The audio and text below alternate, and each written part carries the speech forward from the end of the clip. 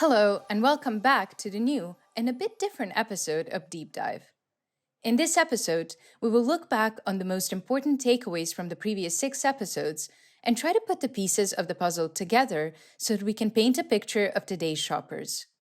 In the mix of constantly being pressured by pandemic and post-pandemic inflation from one side and new emerging lifestyles from the other, shoppers are prone to changing their priorities, modifying their needs, and creating new, usually subconscious, anchors and thresholds that help them navigate each purchase.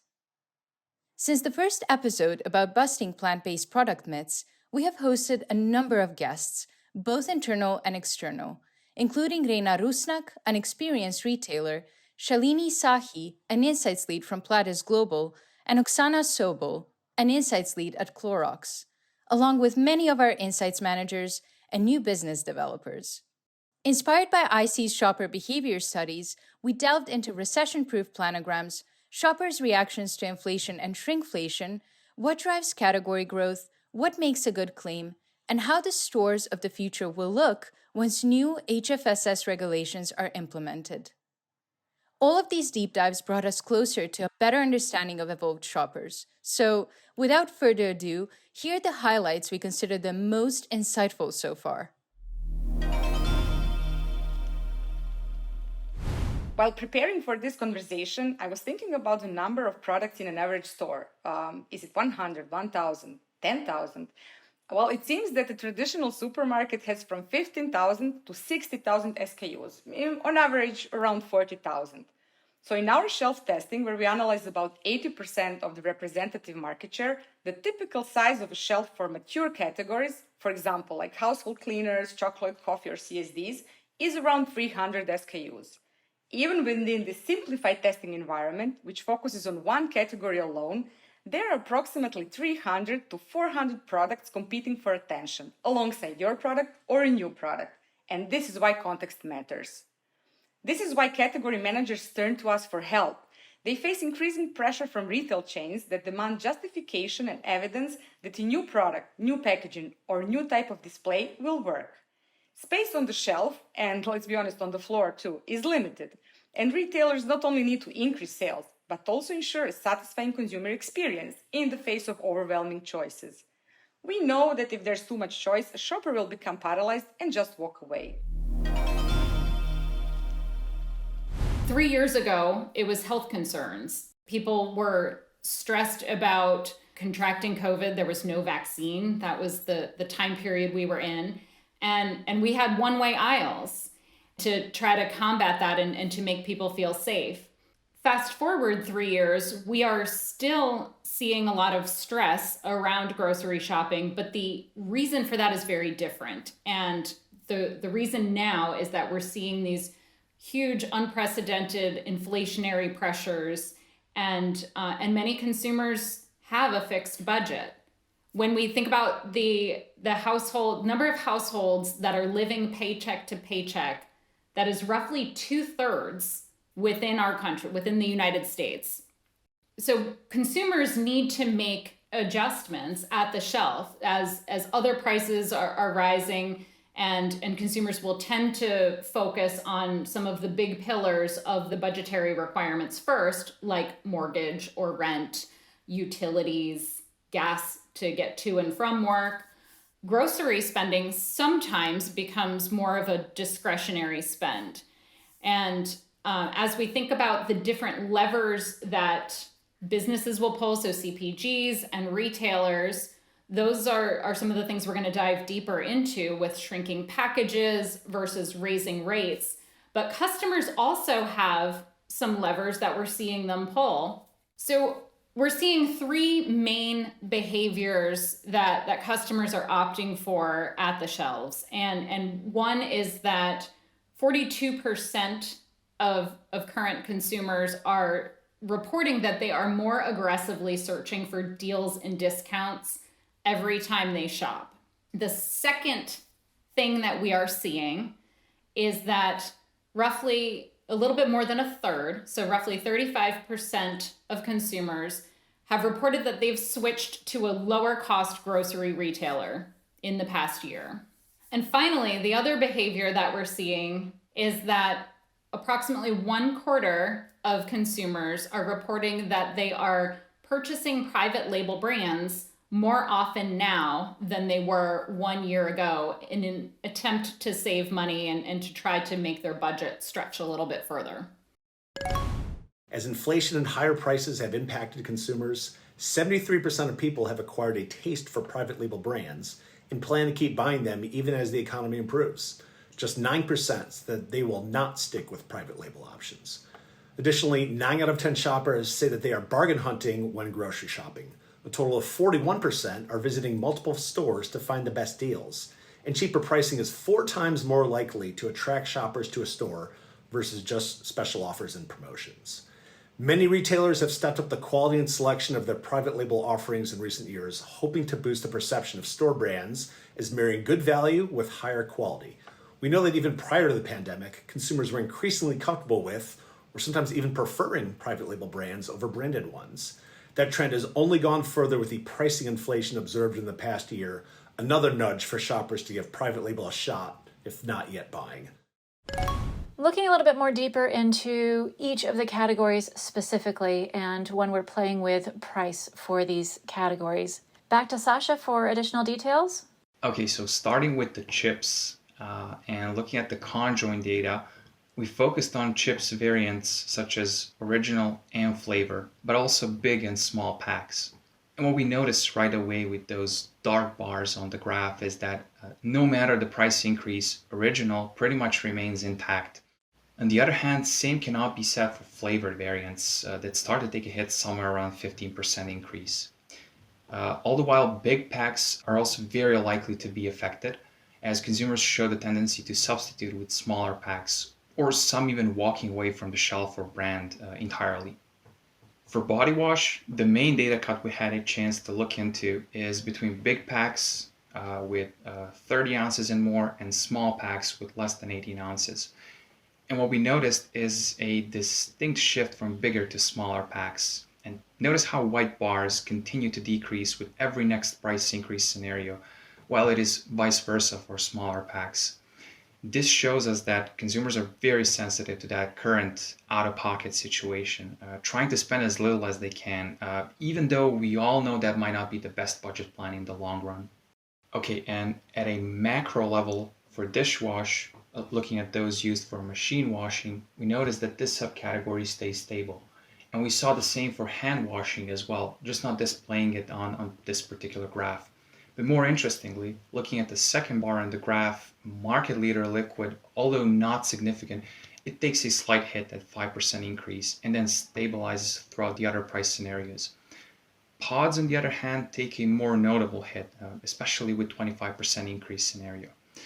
And you might wonder, where do these people go? Well, in part to private label pods, which is the top bar nearly doubling over different scenarios. And just to point out that once again, but just in other words, so this is the dishwash is the subcategory where we saw PL benefiting the most. And last but not the least, bacon. And from conjoint exercise, we notice how the big packs, so 16 ounces and larger, suffer to a certain extent. All the while, smaller packs see a growth with every price increase scenario at the expense of those bigger packs. What we learned is that both consumer sentiment and behaviors are shifting under financial pressures. So what are the main trends that you're noticing? So the category that I focus on is chocolates and snacking. And within the category, but also overarching, and I'm sure many of the insights professionals will relate to the 3 things that we're noticing. The first one is consumers seeking out affordable luxuries.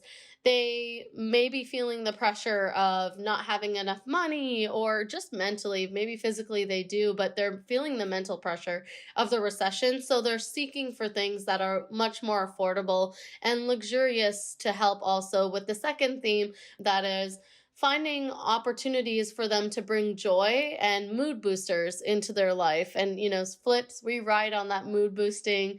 So a little bit of a shout out there for anyone that hasn't tried it.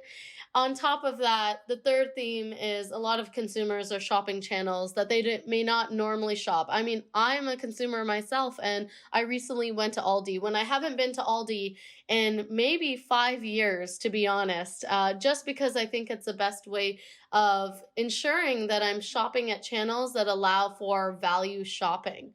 And we're seeing that with lots of consumers going into the dollar channel. They're driving away their shopping behavior, maybe from Target or other premium stores, to more value channels and being more responsible with their money.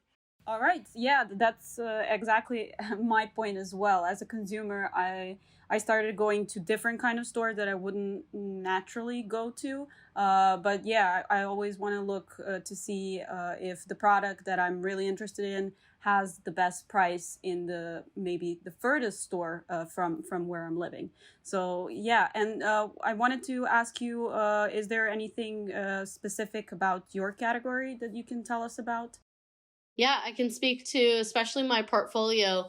When we're thinking about affordable luxuries, one of the key insights that we just unlocked with some qualitative work recently is that Flips, a chocolate covered pretzel, is an affordable luxury, not only because of the way that we message out a sort of premium kind of offering, but also what our product benefits are. We're sweet and salty. We're a win-win. We're an all-in-one kind of opportunity. And so the consumer really sees value in our product offering. In terms of being joyful and mood boosting, we stand for fighting against mundane moments. And that's something that really we boost the mood. If you take a look at any of our messaging, we really flip it for the consumer, no pun intended. And lastly, around shopping channels, I mean, connecting back to what I said earlier in the first segment around profitability is really taking a look at what channels are we in today and how do we make sure that we maximize and meet the consumer in the right channels at this particular time. So those are, they're very relevant themes that we're focusing on today and setting up for long-term strategy in the future.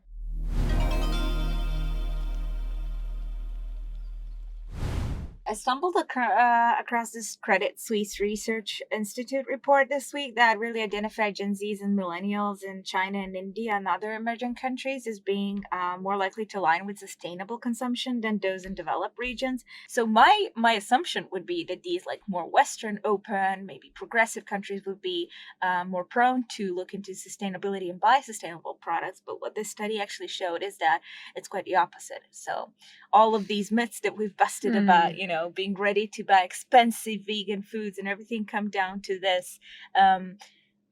Apparently the emerging countries showed far more interest and are more prone to actually look into buying sustainable products and are more open to allow their government to regulate sustainable products and their distribution.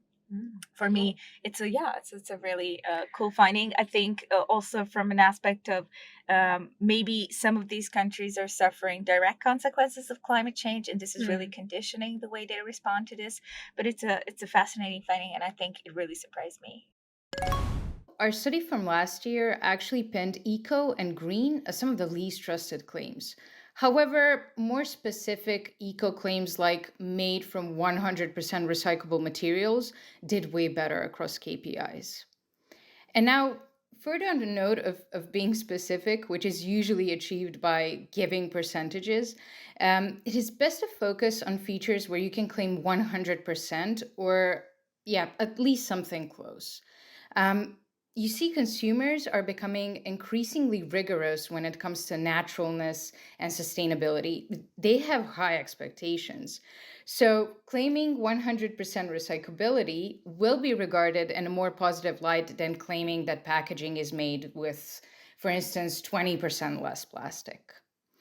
And then one more point comes to mind with regards to this topic, which is that the average green consumer is becoming increasingly knowledgeable about the nits and bits of sustainability, about the many gray areas. So if you're claiming to be 100% recyclable, but your bottle is sporting a black cap, consumers might be quick to think that you should have made it clear that the 100% applies to the bottle only. Exactly. I feel like 100% is not always cutting it with the more sophisticated consumers. In some cases, it's even better to say something along the lines of like made out of 97% reused materials. It's such a stronger claim than 100% recyclable materials.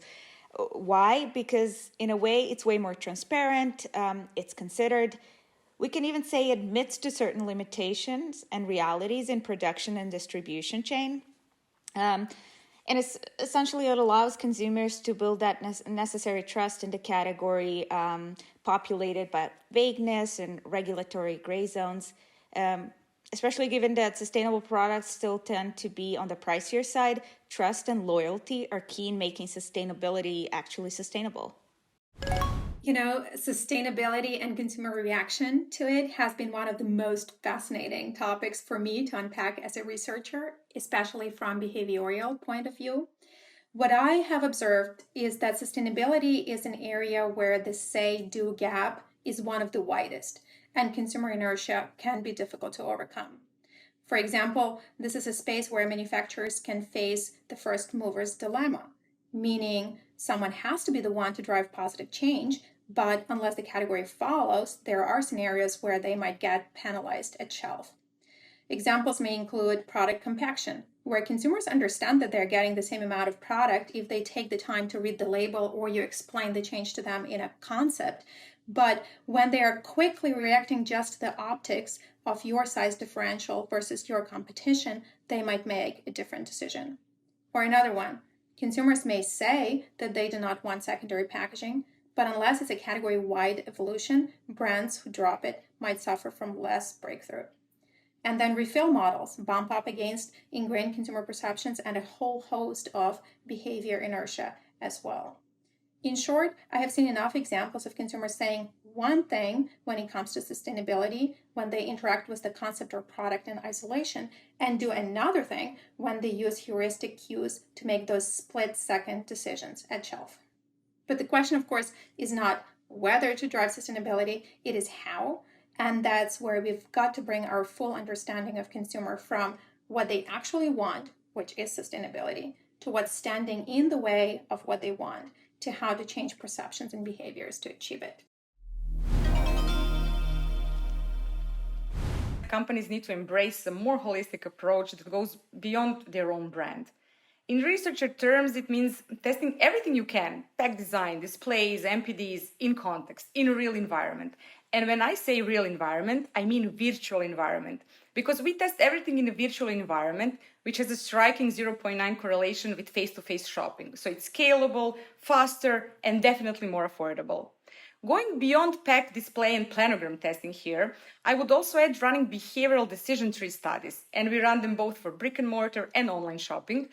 And they tell us how people make decisions within the entire category and the importance and hierarchy of decision drivers. Passive tracking. To some of our listeners, that might be a new term. Can you go a bit deeper and explain what it's used for? How is it used by your clients?